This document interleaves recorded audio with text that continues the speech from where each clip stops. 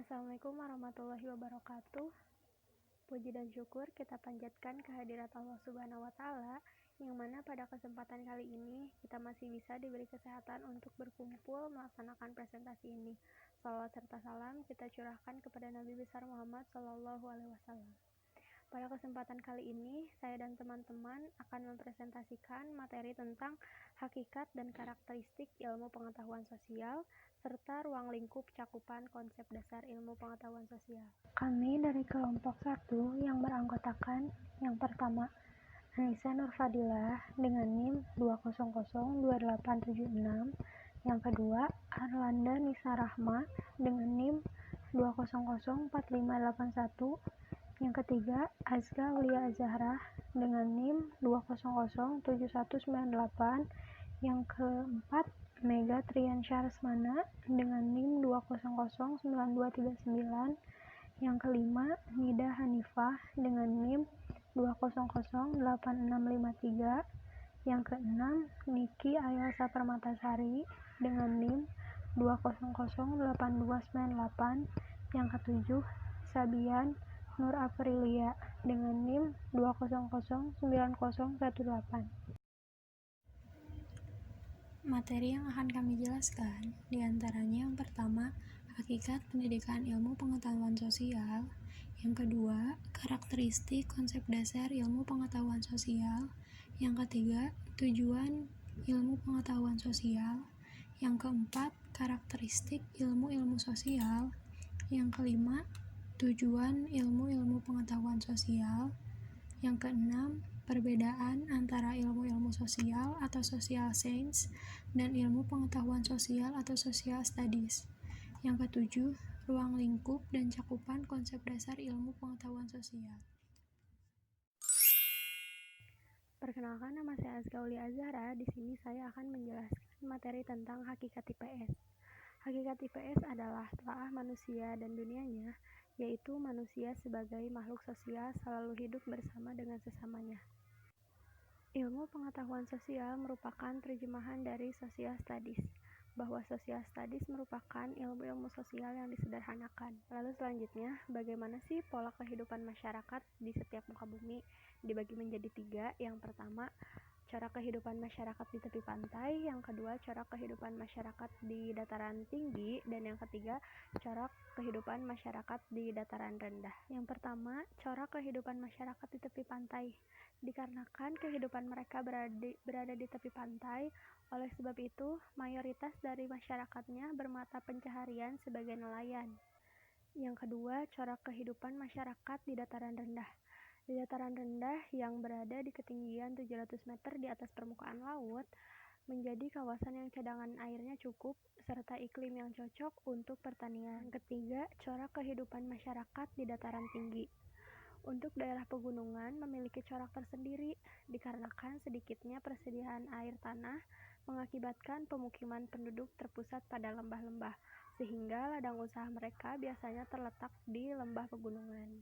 Untuk tujuan pendidikan, terdapat 8 aspek kehidupan, yaitu hubungan sosial, ekonomi, budaya, psikologi, sejarah, politik, serta geografi dan filsafat.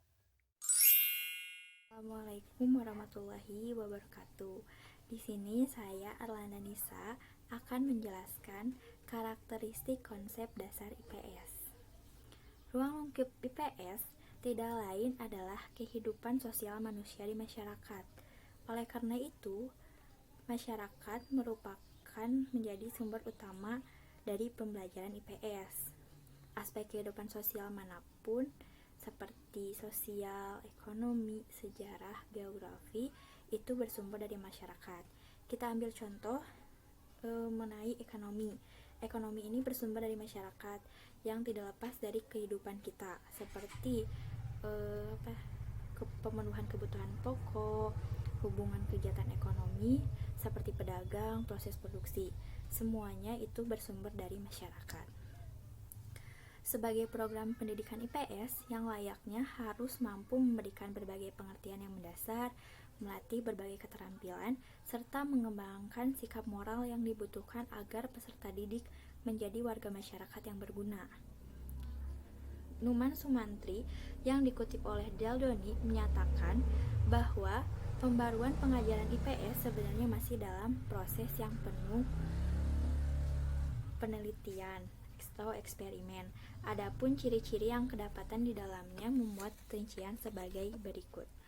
Yang pertama, bahwa pembelajaran IPS akan lebih banyak memperhatikan minat bakat siswa, masalah-masalah sosial dekat, keterampilan berpikir, serta pemeliharaan dan pemanfaatan lingkungan alam. Yang kedua, ada program studi IPS mencerminkan berbagai kegiatan yang mendasar di dalam kehidupan manusia. Yang ketiga, ada organisasi kurikulum IPS akan bervariasi dari susunan terpadu, berhubungan, sampai yang terpisah. 4. Susunan bahan pelajaran akan bervariasi dari pendekatan kewarganegaraan, fungsional, humanitis, sampai struktural. Yang kelima, kelas pengajaran IPS akan dijadikan laboratorium demokrasi politik. Yang keenam, evaluasinya tak hanya mencakup aspek-aspek kognitif, afektif, dan psikomor saja, tetapi juga mencobakan mengembangkan apa yang disebut democratic quotient dan citizenship quotient, dan unsur-unsur sosiologi dan pengetahuan sosial lainnya akan melengkapi program pembelajaran IPS. Demikian pula unsur-unsur sains, teknologi, matematika, dan agama akan ikut memperkaya bahan pembelajarannya. Pemilihan atau seleksi konsep-konsep ilmu-ilmu sosial guna pengembangan materi pembelajaran IPS sesuai dengan kebutuhan pembelajaran pada tingkat yang berbeda tidaklah mudah. Namun harus didasarkan pada prinsip seperti yang dikemukakan oleh Bukhari Alma dan Harles Gunawan yang menyatakan prinsip-prinsip tersebut antara lain sebagai berikut. Yang pertama, ada keperluan. Konsep ini mengajarkan apa yang diperlukan peserta didik di dalam dunia sekitarnya. Oleh sebab itu, setiap lingkungan akan mempunyai konsep yang berbeda-beda. Yang kedua, ada ketepatan. Ketepatan di sini adalah ketepatan dalam penafsiran agar tidak terjadi penafsiran yang salah konsep. Yang ketiga, mudah dipelajari.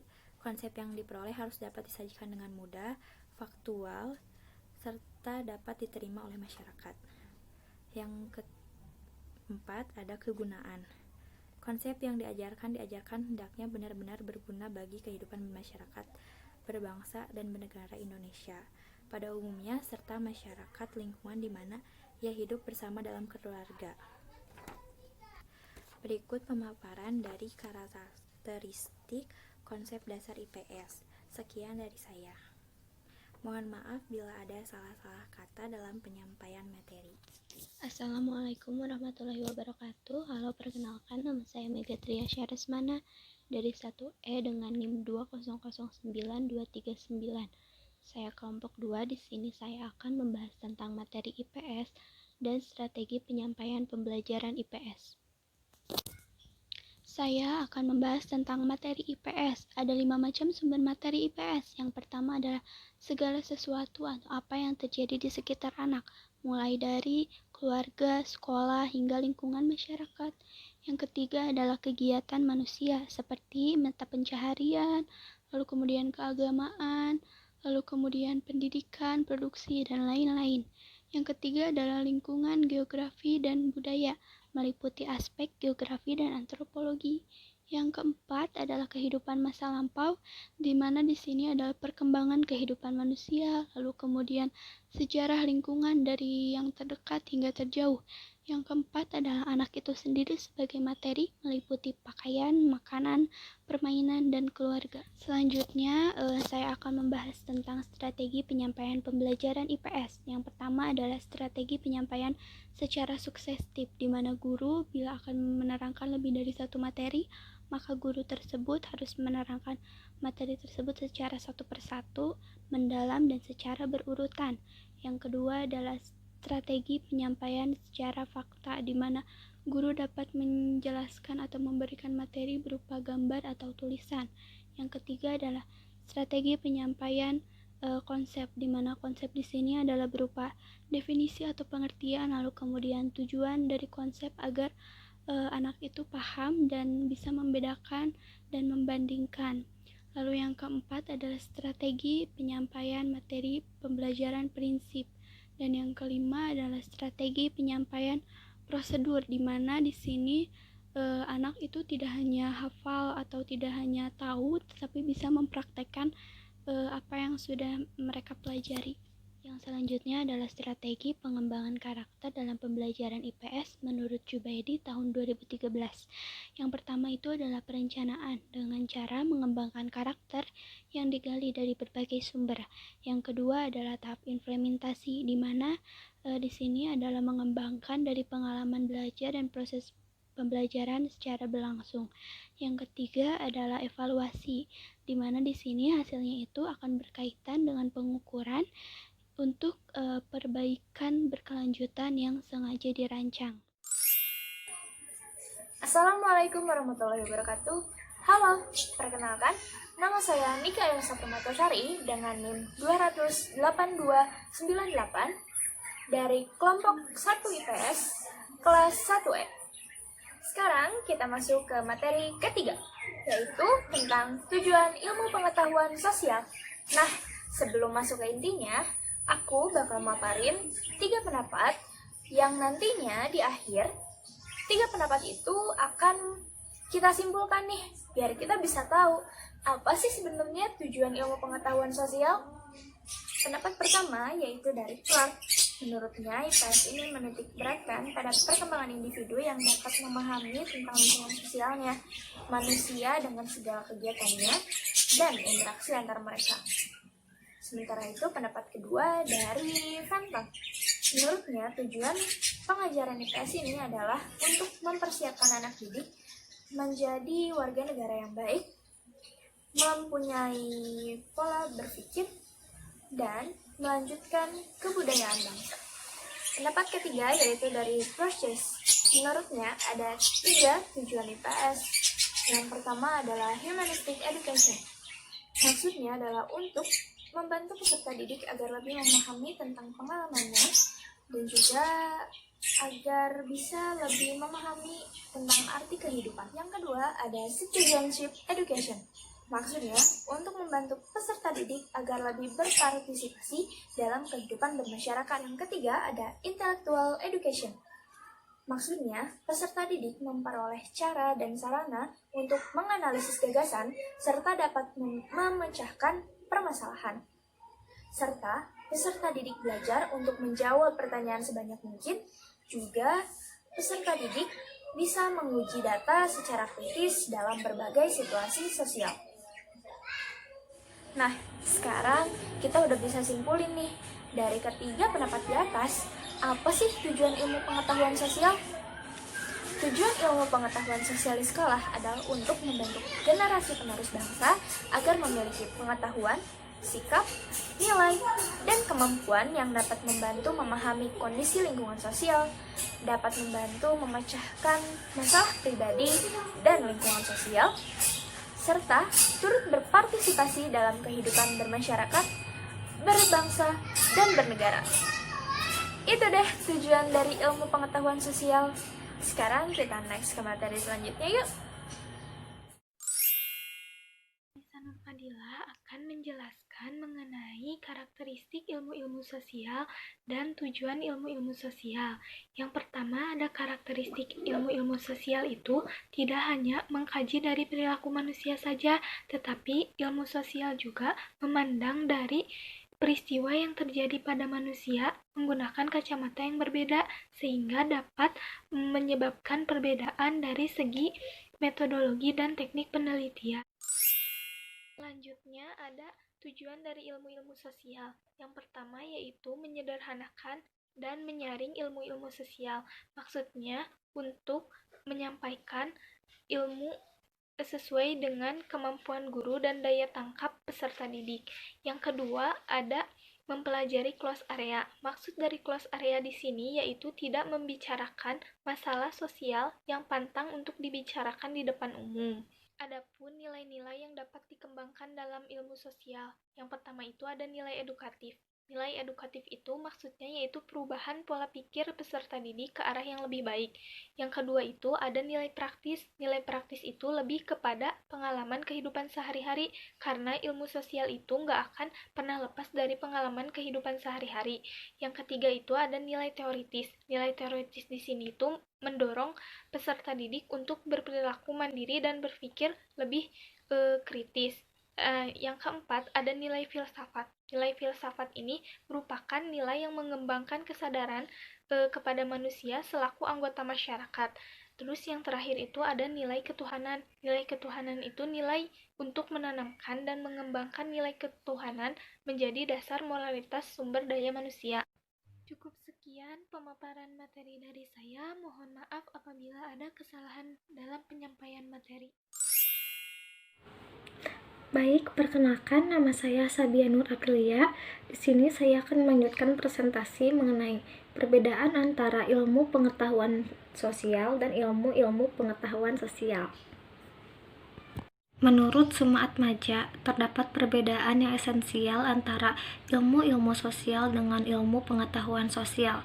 Menurut Norman Mackenzie, ilmu sosial dapat diartikan sebagai semua bidang ilmu pengetahuan mengenai manusia dalam konteks sosial atau sebagai anggota masyarakat. Sedangkan menurut The Committee on the Social of the National Education on Association and Reorganization of Secondary Education menjelaskan bahwa ilmu pengetahuan sosial ialah mata pelajaran yang menggunakan bahan-bahan ilmu sosial untuk mempelajari hubungan manusia dalam masyarakat maupun anggota masyarakat. Dari pengertian di atas dapat disimpulkan bahwa ilmu sosial berbeda dengan ilmu pengetahuan sosial. Beberapa perbedaan tersebut diantaranya: yang pertama, aspek kehidupan manusia yang menjadi objek studi ilmu sosial terpisah. Misalnya, sosiologi objek studinya interaksi sosial, antropologi objek studinya kebudayaan. Sedangkan IPS mengkaji aspek sosial manusia sebagai satu kebulatan. 2. Ilmu sosial lebih dipusatkan pada pengkajian ilmu murni, sedangkan ilmu pengetahuan sosial lebih menekankan pada aspek pendidikan. 3. Menurut Sumantri, menjelaskan bahwa ilmu yang disajikan dalam pendidikan IPS merupakan sintetik antara ilmu sosial dengan ilmu pendidikan. 4. Pendidikan IPS bukan hanya mensintesiskan konsep-konsep yang relevan antara ilmu pendidikan dan ilmu sosial. 5. Berdasarkan kurikulum 2013, IPS SD atau MI disajikan secara tematik. Untuk tingkat SMP dan MTS disajikan secara terpadu. Untuk tingkat SMA atau MA bahkan SMK diberikan sebagai mata pelajaran terpisah. Sekian ulasan yang bisa saya sampaikan mengenai perbedaan antara ilmu pengetahuan sosial dan ilmu pengetahuan sosial. Mohon maaf apabila ada kesalahan. Di sini saya akan menjelaskan tentang ruang lingkup dan konsep dasar ilmu pengetahuan sosial. Ruang lingkup ilmu pengetahuan sosial mencakup tentang kegiatan dasar manusia.